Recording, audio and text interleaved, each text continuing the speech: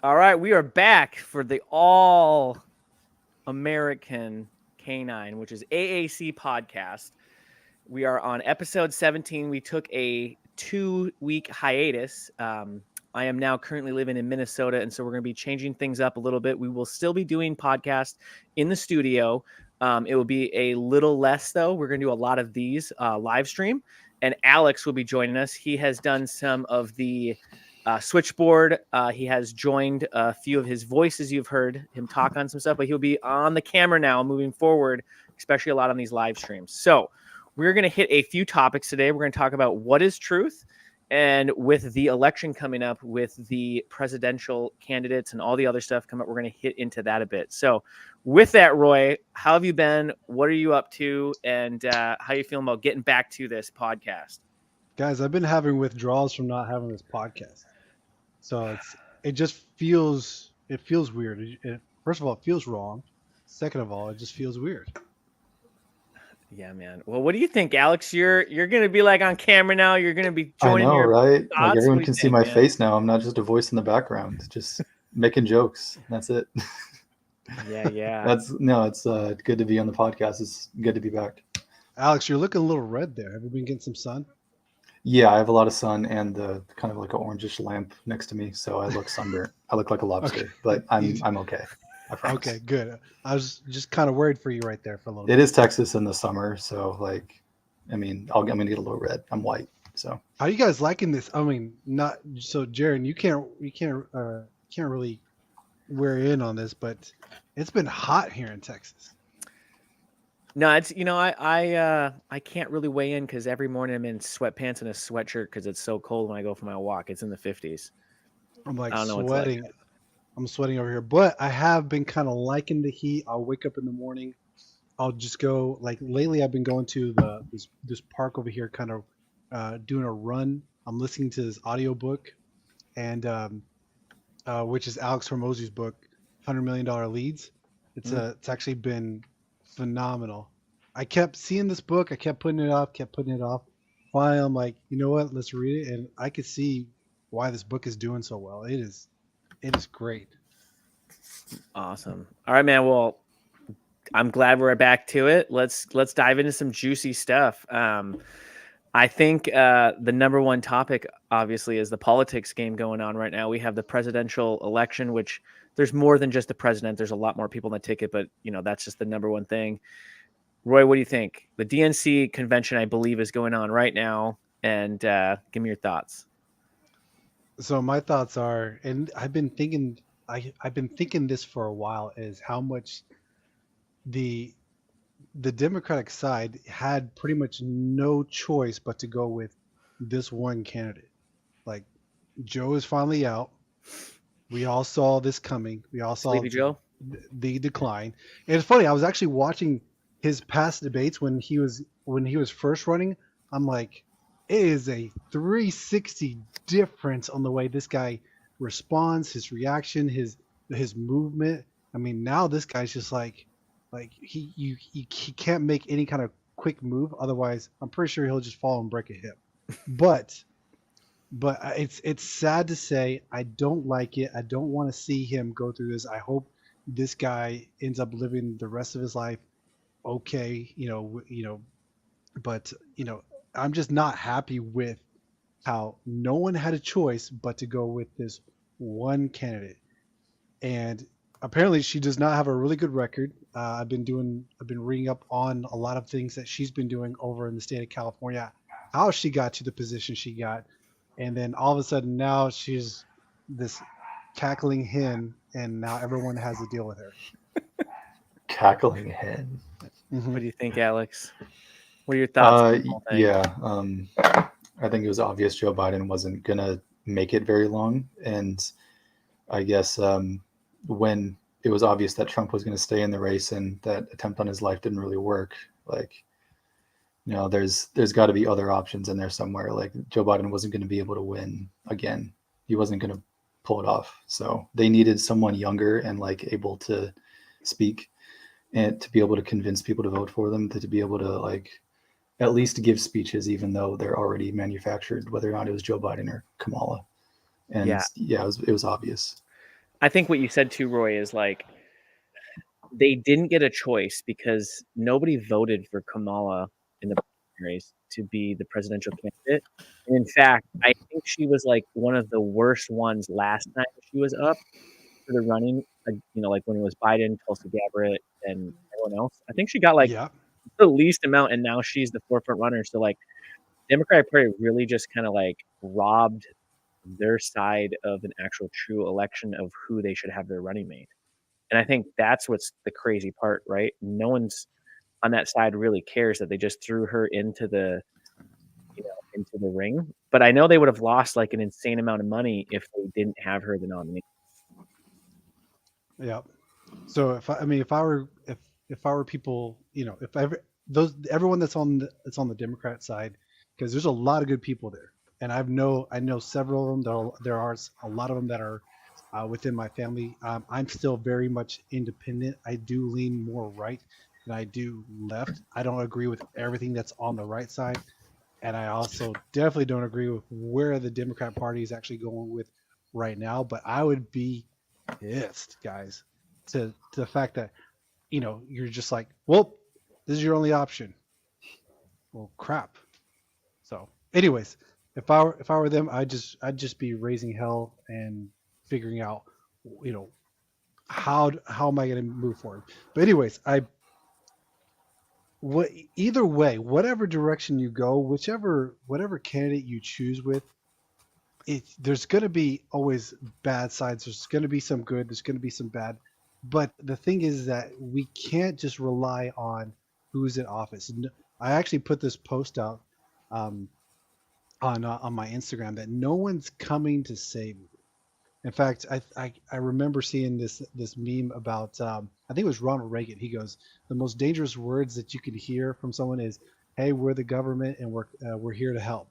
And he said that that's actually a dangerous line to hear, and that you do not rely on anyone else. You got to go out there and make your own way, your own path. Once you do that, then everything else is fine. You don't care. You just learn how to pivot and move and then make choose the direction you want to go for yourself, for your family. You just gotta put yourself in that position and not have to rely on them because they're not here to help either way. What do you think, Alex? Yeah, I definitely agree with pretty much what you said. Is the unit that you should focus on, or like the area you should focus on, is immediately around you, not the top down, like government down to you, like it's their fault for everything in your life. You should the things that you should change should be changing what you can with what you have, where you're at or when you're at, and that's with yourself, with the people immediately around you, like your own community, not the largest scale you can possibly look to just to find something to complain about, which is often what happens in politics on the left and the right. Is you just scroll through Facebook to find something that's happening, and then like you show your opinion about it, and that's like all you do about an issue. But really what you should do is focus on the space immediately around you, like what you can change and what you can't change. Yeah, I think that what you said there too, Roy, about the quote, like no one's coming to save or help you, basically, and if they say they are, it's very dangerous, because if you're relying on the government or some politician that's gonna, let's be honest, really at the end of the day, whether Kamala gets it or Trump gets it, your next day is not going to change at all of what you do in your job. This now in the long term, there's policies and different things, but like they're not going to like save your life, right? And so I think a lot of people get sucked into whoever gets that is going to change their life so dramatically. But on the politics side, your local government has way more say in your day-to-day life, and people actually forget about that. And it's kind of sad because like your judges, your sheriffs, your local state representatives have more on your day-to-day than anything. And so everyone puts a lot of faith into the president, and yes, they have a lot of power, but they don't affect your day-to-day. They affect the long term, obviously, of the country and your status, but you definitely don't want to go there. But I think one thing that I was going to bring up on this is, you have the Democratic Party and you have the Republican Party, right? And so like I got in this discussion with somebody who's just a hardcore Democrat. Okay. And like you said, Roy, you're like center right, right? Yeah. And Alex, you're probably just right. Or you center right? Or how do you consider yourself? I'd say I'm pretty right wing, but not exclusively like Republican, like die hard for the party platform, but I'm right wing. Yeah, like you would consider yourself. You're for the country. You're not for the party, right? You choose, Right. God, It just so family, happens that and the then Republican Party is the right wing party most of Yeah, the time. So you would consider yourself a conservative, not a Republican, right? Yeah. That's what I would consider myself. I don't associate with the Republican Party. I would say I'm a conservative because the right or the Republicans are more that way. But what's crazy is on the left, you have the Democratic Party has gone so far left and so woke in this craziness, like it's insanity. And so here's this conversation I had, right, with someone who's never voted on the right. They're in their 70s. Very interesting conversation. And so they just can't associate with Trump or Republicans. They've never voted. And so I was like, okay, that makes sense. Like, I get it. Like, you got your thing. So I was like, the thing that gets me, though, they're kind of very conservative in their day-to-day life, though. And so I asked. Funny. Oh, Yeah, okay. Go. Go. No, I was going to say, I called them, and just so you know, I have family members, really close, really close family members like that. And I call them, guys, you're the new school Republican, just so you know.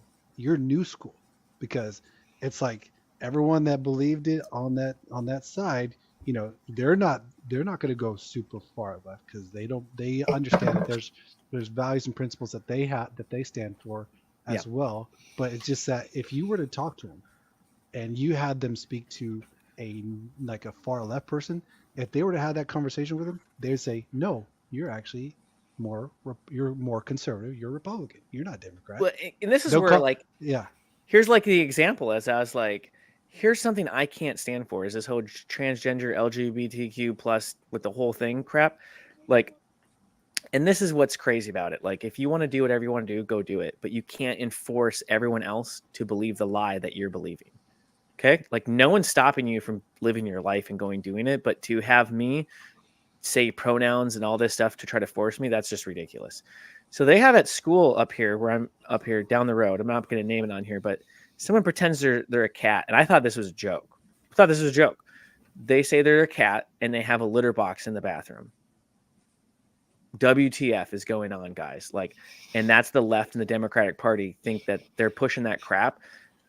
Like, this is beyond insanity. And so when your party is like, yeah, let's cut off, genitals of kids and let them do it on that stuff, like, that's insanity. And so that's what that party is representing, and they're pushing it, and they act like it's no big deal. And so, like, that's where, like, this whole, like, it's gone so far over here. And so when I'm having this conversation with this elderly gentleman, I was like, can you really stand for all of that nonsense? And he's like, no, I can't. But he can't vote Republican or to the right because he's just never done it. And it's almost like it would wreck his ideology completely. But yet those things he's so against. Yeah. And that, like, boggles my mind, because those things, I believe, are completely destroying the family, which destroys the country. It's breaking down the man and like, all these things that are going on. It's destroying what America actually stands for. So I don't know. What do you guys think? I just think this guy, he's part of a certain community, and as soon as he starts having these type of conversations where he thinks this way, because there's a lot of people out there that are just like, yo, bro, I'm all for this, this side, but you know what? They're getting kind of crazy, but they just can't seem to admit it to themselves. I mean, they're like, I don't know what's going on. They're just kind of like riding this ride, hoping it corrects itself, and they're just like, oh, you guys are getting kind of nutsy. We're back here. But they just can't seem to get off this ride. It's fun. It's funny. So either you two, this is just a question to either of you guys, is from a voting standpoint, if somebody is that extreme, and there's I feel like I could get about 7 to 8 like things that are crazy like that I look at and I go, this is nuts. If you play this out, we won't be around in 100 years. We'll be Rome. Like, we'll be destroyed from within. Okay. So even if you don't like Trump or you don't like that side of it, like, how long do you think we can go with if that left wokest mindset keeps staying in, that we're actually around? Like, or do you not? Or do you think we'll just keep going fine? I'm just curious what you guys think. I think it'll eventually cause so much of a divide that like there's going to be some kind of conflict, like either a split or a complete like red wave to take over the government again. Like that what happens every once in a while, but like more extreme because the left has gotten more extreme. So either like that or some kind of conflict for and secession, honestly. What's that movie that Barack and Michelle spoke about? Or Oh, that they funded and made? they funded it. Oh, I haven't watched it yet. I yeah, I haven't heard watched they it made a either. movie about a civil war Yeah, and yeah. Yeah. like the white Southerners are like the bad guys. I can't remember the name of it, but yeah, it's shoot. You could go look it up if you want, but I feel that that's going to be. I mean, it's funny that a lot of these future movies, I think they're. I mean, it's almost like it's actually happening. Like the movies are telling us what's going on. I mean, oh, this is a perfect segue. yeah. Okay, The we're movies gonna are go. happening. Yeah. We're gonna go into some spiritual stuff right here. This is interesting. I think Alex will have some stuff to say Pivot. on this one. We're doing a hard pivot, actually. Roy, you opened up a really interesting thing. So I like opening up stuff. Let's go. no, this is It's like great. Christmas. So when you talked about these movies, so you have movies, you have Hollywood, you have the mainstream media, you have things. So like going into this is just kind of like the foundation of like Christianity, like biblical here, okay? And you have God, you have Satan, the enemy, okay? The unnamed enemy, whoever he is, because he's actually never actually really named in the Bible, which I just found out that Satan and Lucifer is not his name. Blew my mind. Don't know how I missed that. Anyway, so like you have these movies that come out, and then you feel like 5 years later it just happens, right?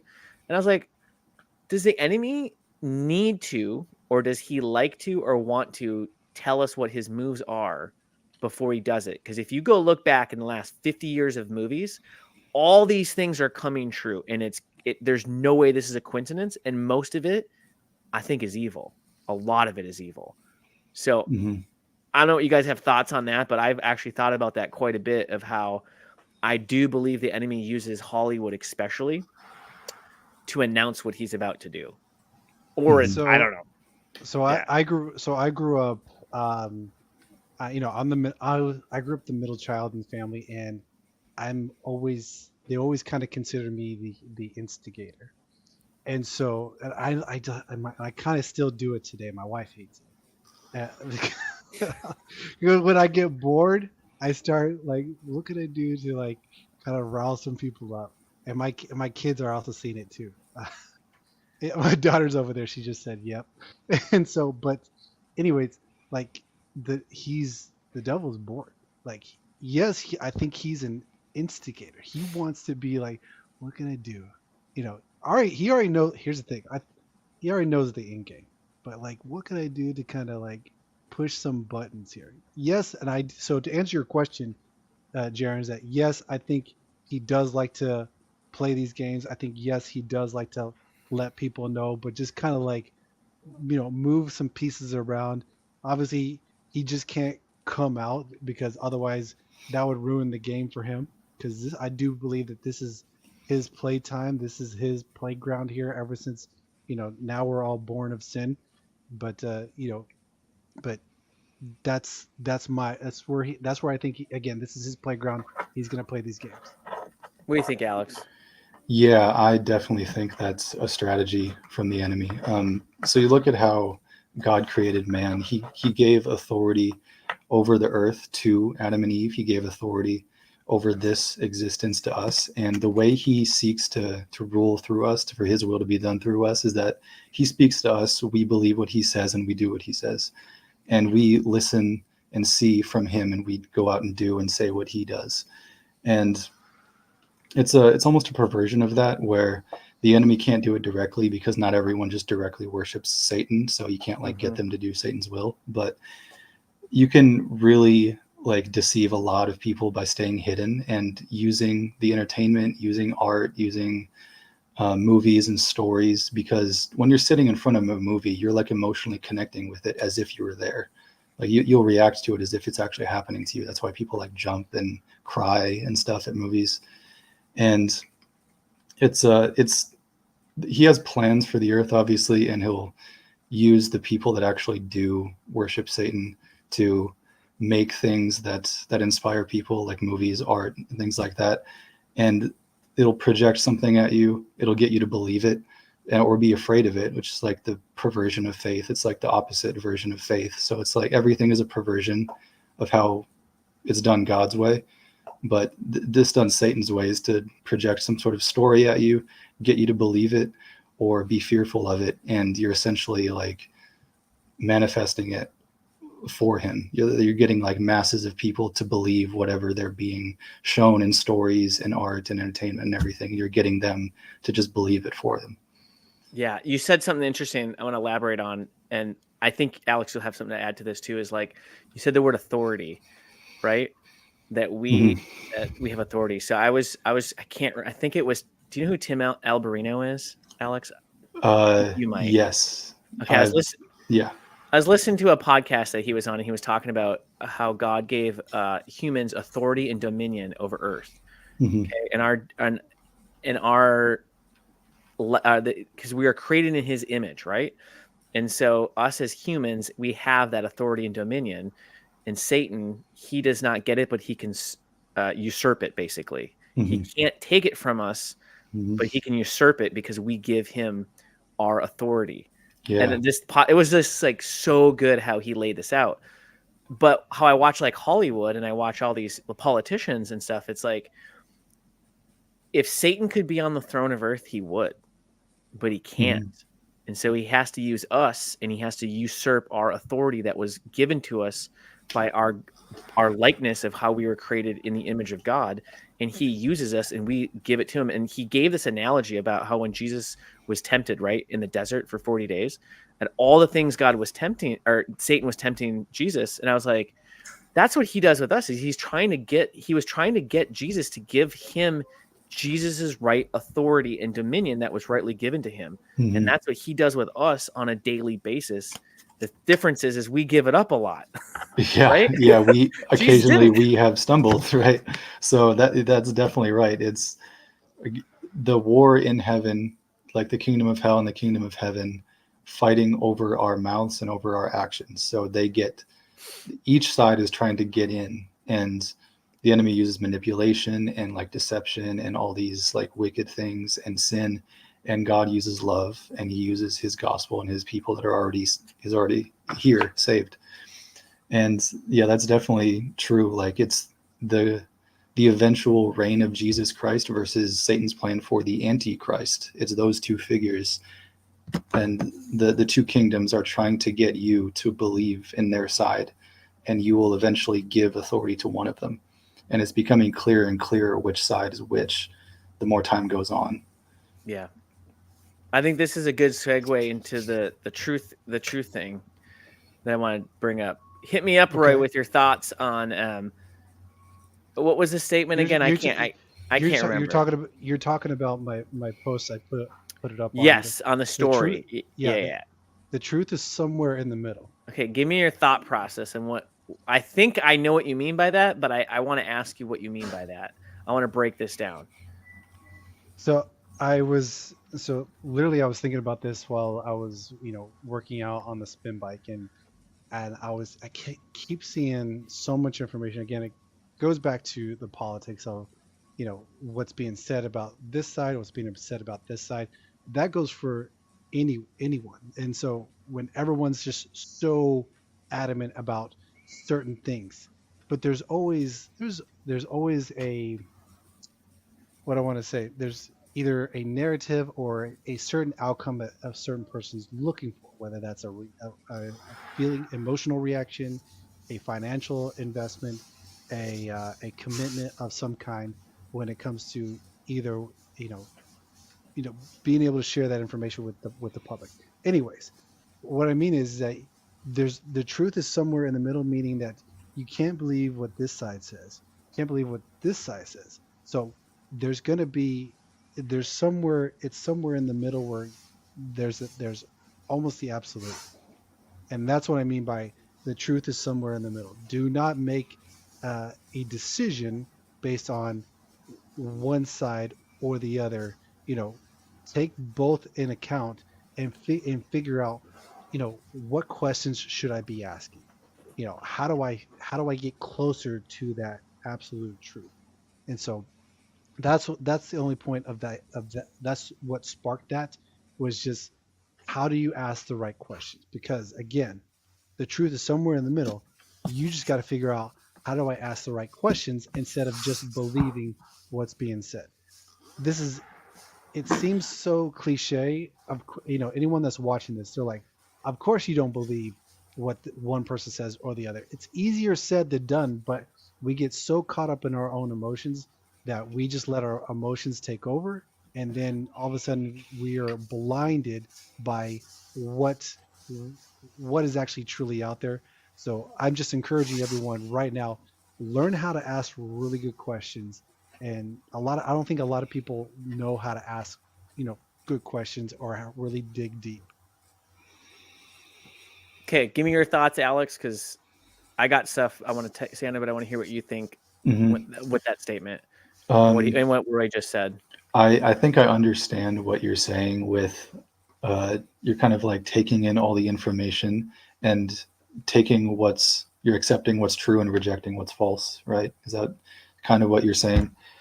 Um, I don't I don't know if that has anything to do with necessarily being in the middle, because I think if you stand for truth, you'll end up being pretty extreme um, in most circumstances. Like almost no one is going to follow you, and that's going to look very extreme, and that's not going to look very like you're not going to be in the middle in a whole lot of situations if you only do what's true and you only believe what's true. So I definitely believe part of what you said though, like just taking in and listening to opinions and like rejecting whatever is false. That's legitimate, definitely. Like I believe that, but like if you follow God, uh, like take for example when Jesus had like thousands of people following him, and he just did a bunch of miracles. He just fed like 5,000 people, and then he turned around and said, who does not eat of my flesh and drink of my blood is not worthy to follow me or worthy of my kingdom," something like that. And then most of them left except for 12. So what seems to happen with the biblical stories and with following God is that the remnant is very extreme, and it's really far away from like the middle ground in a lot of situations, and he tends to just pull you away from culture more and more. That's just what I've noticed.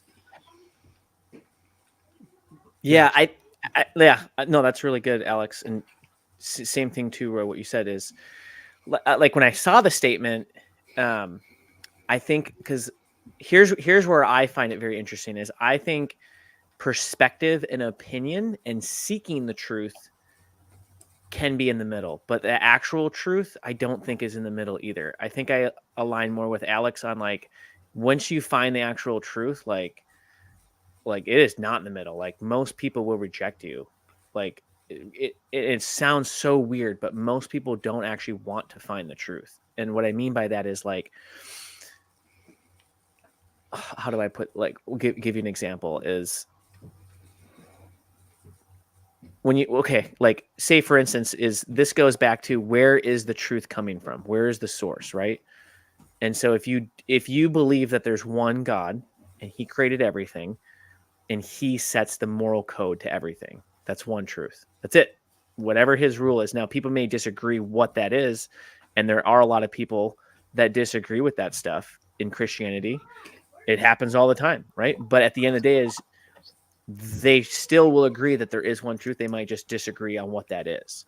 And so I think when I see that, I can look at like a marriage and be like, hey, like if I'm seeing it one way and my wife's seeing another way, like that's how I also looked at this thing too, is like there's probably something in the middle, right? Like, okay, like I got to compromise, like, because if I just do it my way, I like how my kids run around in the background. It's great.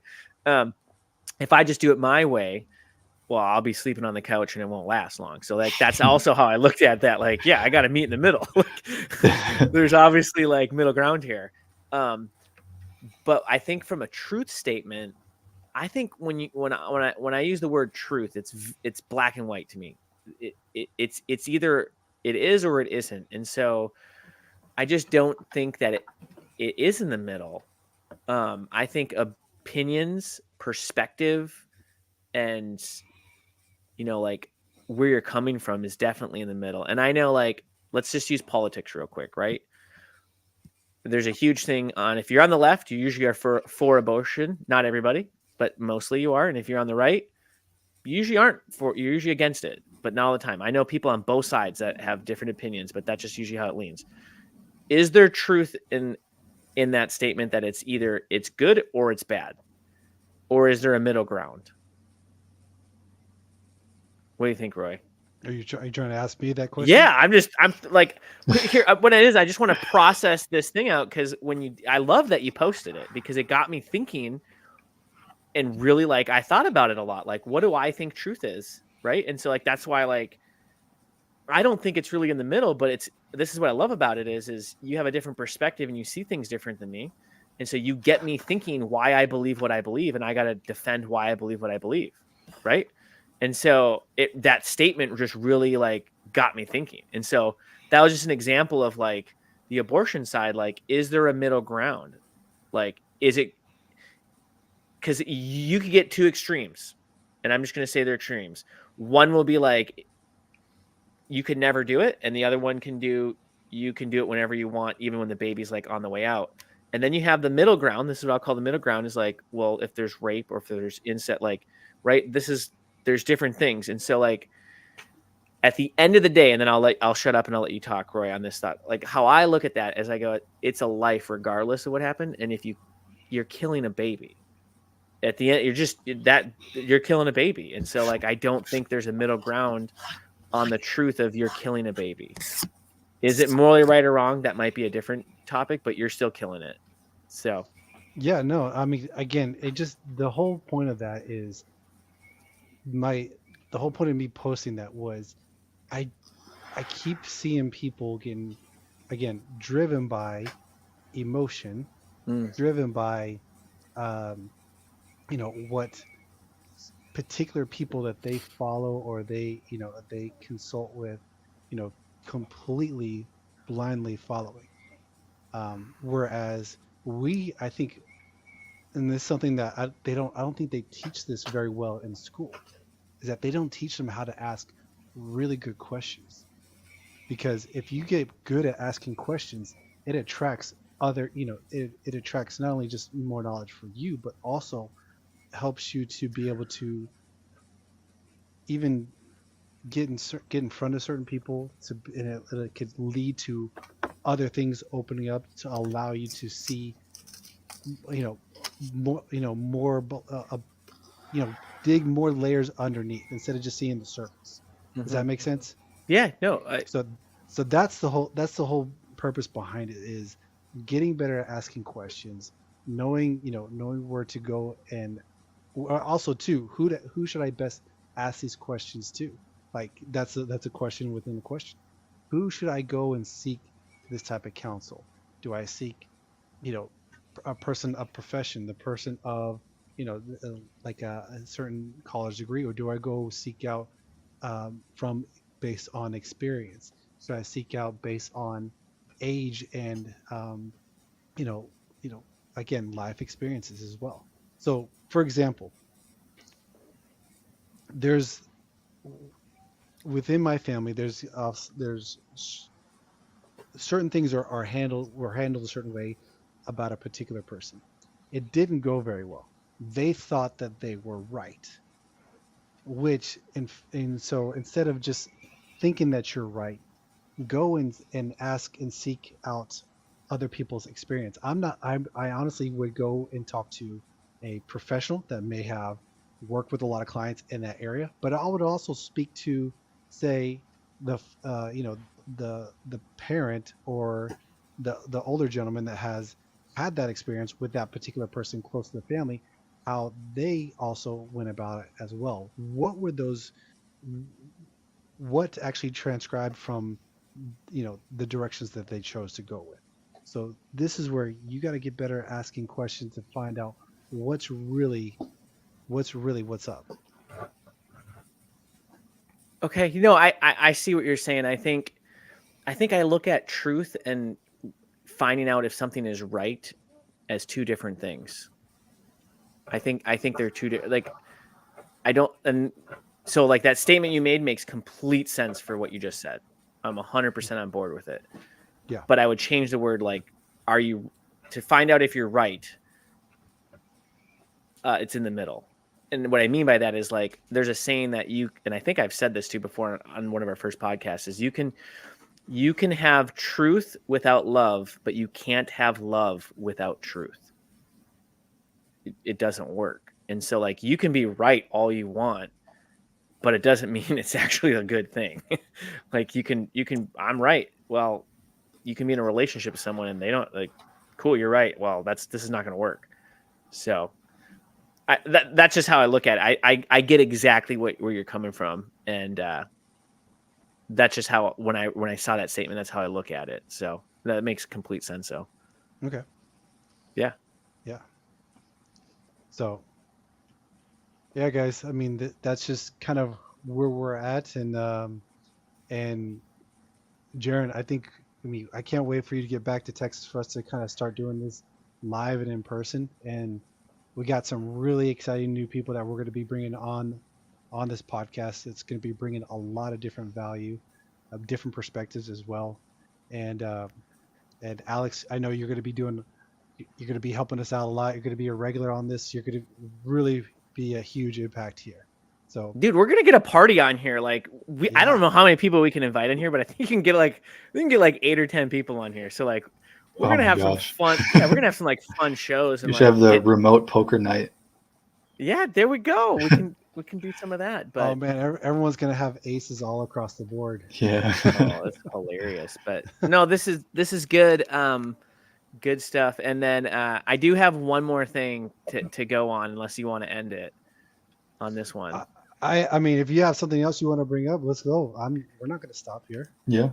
Yeah. So on the politics side, we're gonna go back. We're gonna go back into there right now. So I want to get your guys' thoughts on whichever way this goes. So I'm gonna give you two scenarios. Okay. Say Harris and Waltz win. Okay. Do you think that we will go into an actual like revolt, civil war, not in like guns, but like actual like states politically heavily considering actually conceding or seceding from the country, and vice versa? If Trump wins with Vance, do you think the left is going to lose its mind again and just basically riot and burn everything? Or do you think that it's going to be fine either way? I'm just kind of curious the temperature of where you guys are at with what's going on. You go first, Alex, and then Roy, and then we'll end this. Give me your scenario on what you think's going to happen, your best guess on when either of them wins. Before I talk about both situations, I just noticed that this is one of the calmest election cycles we've ever had, or that I can remember, because some horrible cataclysmic event has happened the past couple times, and there's been rioting and way more stuff going on than right now. I guess Trump's assassination attempt was pretty big, but I mean, there's no major. That's pretty big. Nothing compared to 2020. Yeah. This is calm. This is normal. It feels weird. But I would say if Harris and Waltz win, I mean, that's a big if. That's I don't even like saying it, but it's if. There's definitely going to be some conservative states that are going to take action. I don't know in what order they would take that action, or what they would do before secession is an option. I don't know the exact order of operations with that one. There'd be way more division. I know that there'd be a whole lot more political action, and it's not going to be very geographical, I don't think, because we're on social media. It's all like, this is the information age, and it's going to be like pockets of people on the internet, basically, who are fighting against each other, and geographically it's going to be mixed, like it kind of is now. Mm-hmm. I think the division will be larger if Harris and Walz win, because if the right side wins, the Trump and Vance win, then I think that's what most people actually legitimately want, and it's what most people, even if they don't care, would be kind of okay with. Like, I feel like there's more people that hate Harris than hate Trump, even though the media likes to try to manipulate things. I genuinely think like it'd be more of a problem for the American people if Harris and Walz won. So I think there'd be less division, and more people would celebrate if Trump and Vance won. All right, what do you think, Roy? So one thing our countrymen and women need to think about is who's rooting for this. It's our enemies. It's our enemies that are rooting for us to try to think about seceding and divide ourselves. And they're salivating right now. They're waiting. And us, if we're smart, we don't cause that divide and that division with us. I mean, we still got to be able to stand united, because we're still the top of the ticket. We're still the cream of the crop of the state. Everyone's going after us. Everyone wants to go after the guys at the top. We're still at the top. We do not look pretty, we do not look healthy right now, but we're still at the top. So if I don't want I do see some people trying to push that, but I do realize the people in our country are smart enough to know that that would be probably one of the dumbest decisions for us to try to divide ourselves or secede, because then that just leads to more chaos.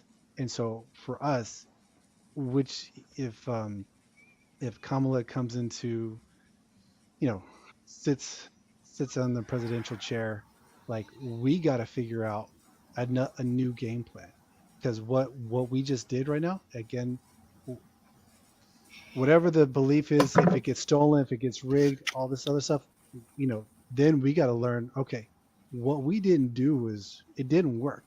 So we got to figure out a new game plan, because that's all the left is, what they've been, the Democratic Party, what they've been doing is that they've been figuring out ways to really make this happen. Right now, they have a game plan. It seems like it's winning, but we won't actually ultimately know until we actually have the final vote, the final ticket.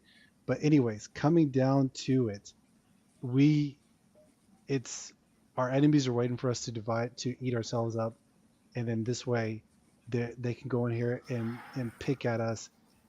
We just gotta continue to, okay, figure out a new game plan, and figure out how do we still stay strong, because if we just stay stubborn in that aspect, then our enemies are still like, dang, we can't seem to break them. Does that make sense? Yeah, no, I get that. Yeah, Mm-hmm. I think if Trump wins, I think the left is going to do what they always do. The woke, crazy nut job people are going to dance in the street and throw their fits and sit in front of cars, and I think they will probably like protest and do their thing. And but if Kamala wins, I do think that I think there's a few factors here. Is one of them is our debt that we have that's getting out of control. And so eventually a reset has to happen. There's never been a country in the entire history of the world where you create a fiat money and it doesn't crash. And we're at some point, it's sooner than later at this point. Our debt is getting out of control. So, and it doesn't matter, I think, whoever gets it, Trump or Kamala, basically. But I do think there is a difference and this is pure speculation, right? I think if Kamala gets it, I think there's going to be more of a scaredness in our economy and even the world from a standpoint of what's going to happen. And I have no idea what's going to happen, but I think people will be protecting their pocketbooks a lot more, which you do that, it changes a lot, right? I think if Trump wins, I think businesses are going to, regardless of the debt, they're going to still be cautious, but it's going to go better. And so kind of what I'm getting at is I think if Kamala wins, I think states, and I do think that there's going to be businesses, they're going to be really thinking of what to do from a money standpoint, from a survivability standpoint. And I know like people say this every election cycle, basically, because we're going crazy. But like my biggest thing is I don't think, and I'll call them the elites because I don't know what the heck they'll call them. They do not want Trump in. The people that are actually in charge, will do anything to not get Trump into office. Okay. They don't want him in. And so I think even though I think that like from a voting standpoint, I think Trump's going to win a landslide. I don't think it's going to be anything like that. I think it's going to be really tough for Trump to actually win this election. I think it's going to be way closer than people think. Because I don't think they're going to try to let him win. They might even try to take him out again. I don't know. They're going to try to do a lot to stop this guy from coming in. So that's kind of where I think on the situation. Hey, but either way, whatever the scenario is, no one's coming to save you.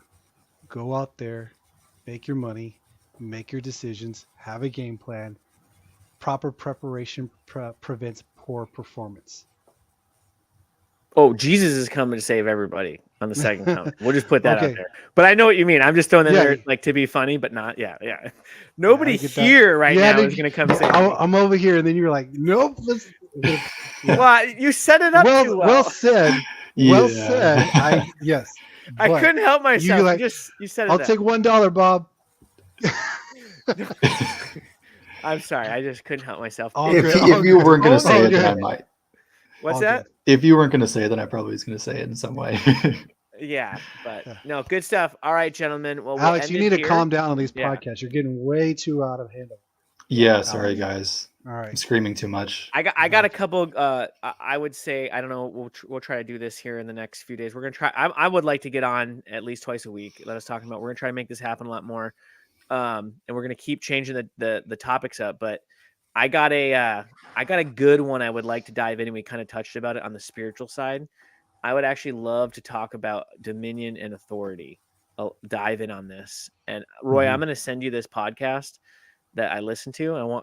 And I'll send it to you, Alex. I want you guys to listen to this, and I'd love to talk about this topic some more because it is insane how this guy breaks this down of how we were given these things. And I just love to hear your thoughts on it because I don't get to talk to about it with a lot of people. I think it would be fun to throw it out here and get your guys' perspective on it. So yeah, I'd love to. That'd be great. Yeah. But with that, episode 17's in the books. And here we go. We're off to another one in a few days. Take care. End the stream.